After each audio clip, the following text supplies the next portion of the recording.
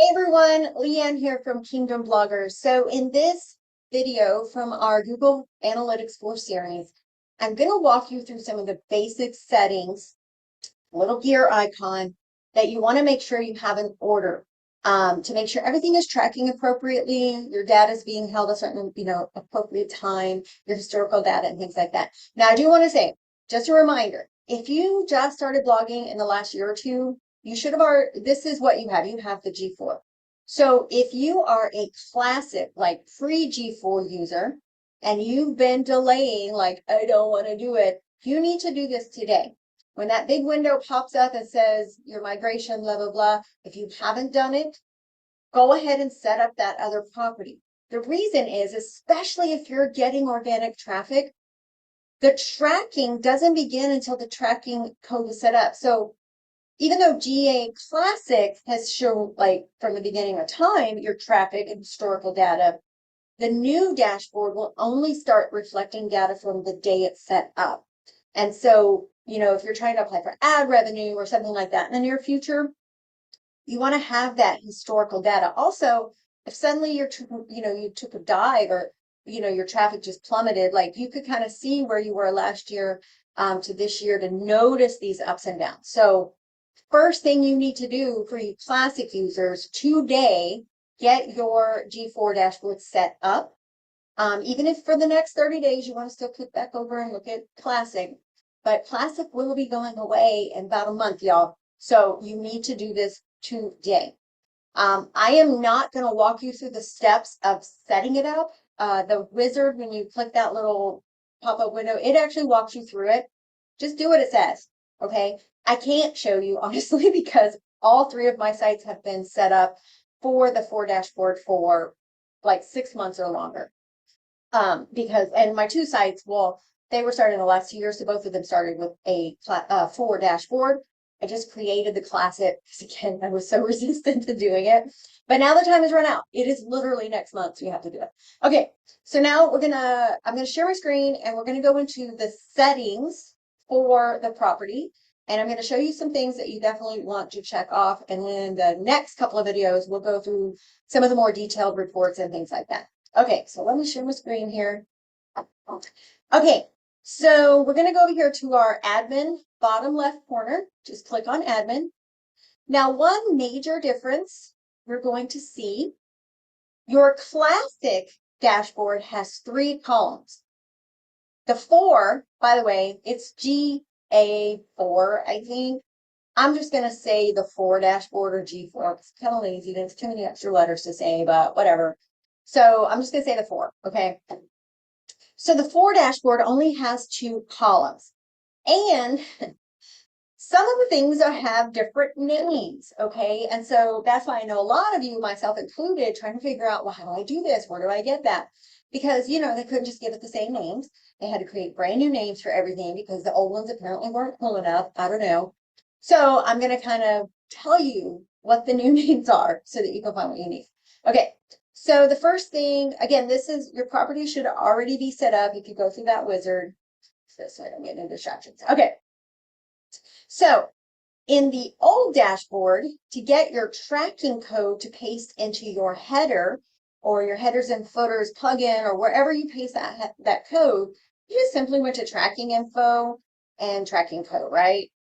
It loads, and then it gives you this Google GTAG GAS thing. Now you'll notice your code has a UA and then a bunch of numbers. So that's Universal Analytics. Now I have this one and the 4, both codes on my site because it's 2 different trackings. Not quite sure how it works if you do the migration wizard, because I didn't do the migration wizard. I set them up separately, but either way. But over in the 4, notice there's no tracking info because apparently data streams was a better name for it. So your tracking code, keep this, write this down, take this note. By the way, with this video, if you're in my actual free course, these like instructions are going to be written down in the bottom in the course material. Okay, so we go to data streams. And if you set your property up today, this is probably going to say no traffic. because it takes a good 24 to 48 hours for it to actually register and start detecting. Now, if you don't have any traffic, then it's not going to show anything.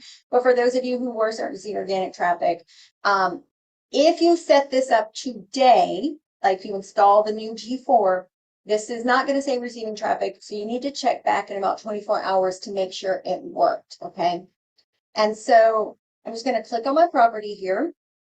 And so you see all this like stuff, right? Why is all this stuff? It wasn't this hard in the other one.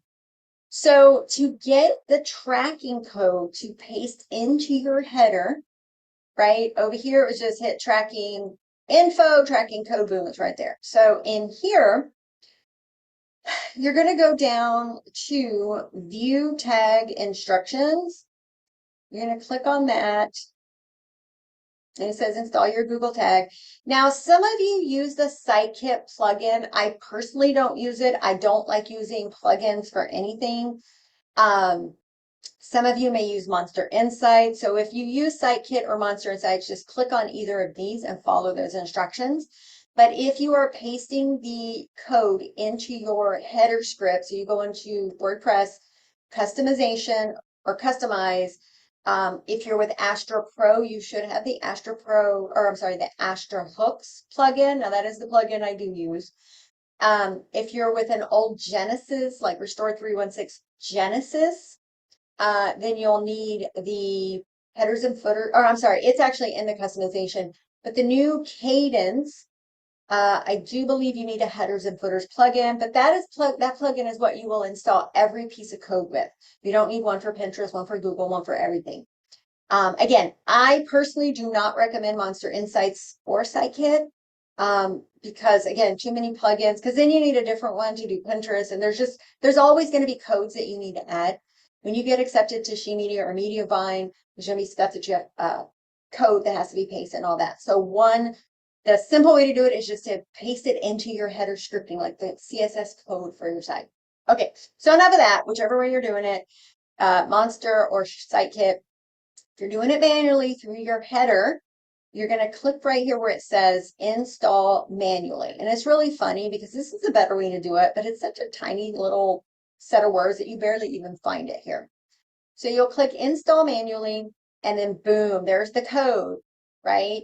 You know, one of the things in blogging, they always say, whatever the thing is that you're trying to get them to, get it to them in as few steps as possible. I guess Google doesn't really take its own advice for that, but whatever. Okay, so this tag, like I said, your analytics, regular Google was a UA dash and then some numbers. This one is going to be a G. So it's just a G dash and then some letters and numbers, right? Pretty much the rest of this, it's Google tag, G tag, .js, and all this other stuff. It pretty much looks exactly the same. It's just the code in here is a G instead of a UA. And so you'll just copy this whole thing, right? And then go over to either your headers and footers plugin, your hooks, or the place in your customization header where you paste these codes. That's where you put that. Okay. So now let's go back over here. So let me go back. Okay, now we have two columns. Okay, so that is your tracking code, which is now called a data stream. Okay, so the next thing we're going to go down to, by the way, if you have like a VA or somebody else helps you with your blog, I know several people ask me to go in and do a deep dive and help them with stuff. And so they give me access to their Google Analytics. You would do it right here in Property Access Management. Okay, now we're going to scroll down here to data settings, and we're going to do data retention. So the default here is 2 months, but we want to change it to 14 months. This just enables you to do a comparison of, so the data retention means the historical data is kept in here. So if I want to compare the last 12, say the last 6 months to the previous 6 months, last 12 months, whatever. If you leave it at the 2 months, you can't do that because it's only saving 14 months of data. So change it to 14 months, hit save. Now we're going to go back close that. The other thing we're going to do is go all the way to the end to search console links. So for those of you with the old dashboard, you may have remembered you could connect it to your Google Search Console, and then right there on that tab, you could basically see the same data that you see in GSC, where it shows like, you know, how much clicks you have, your top search queries, all that stuff. So we want to go ahead and link those. Now I've already linked mine, but basically where it says the word linking right here, there'll be a button for you to click to add your URL for your site, this particular site, and just hit link, and it'll go through a couple of steps to connect it together, and then that's it. So now all that information is tracking, and the two of them are in sync with each other. Okay, so let's go back. So these other things, there's a lot of stuff in here. You know, if you do Google Ads, I personally do not pay for Google Ads. I never have, I never will, but I know some of you do. If you do, I would question why, especially if your site does not already receive organic traffic. That means you're not producing content that people are searching for, which means that you're paying to promote something that you're probably not getting a return on investment. Now, if you're an author, you have products, things like that, that's a little different. But for most bloggers, I do not suggest or recommend paying for ads to promote your blog post. Blog posts get free traffic if you create the content properly, and that's a whole nother training.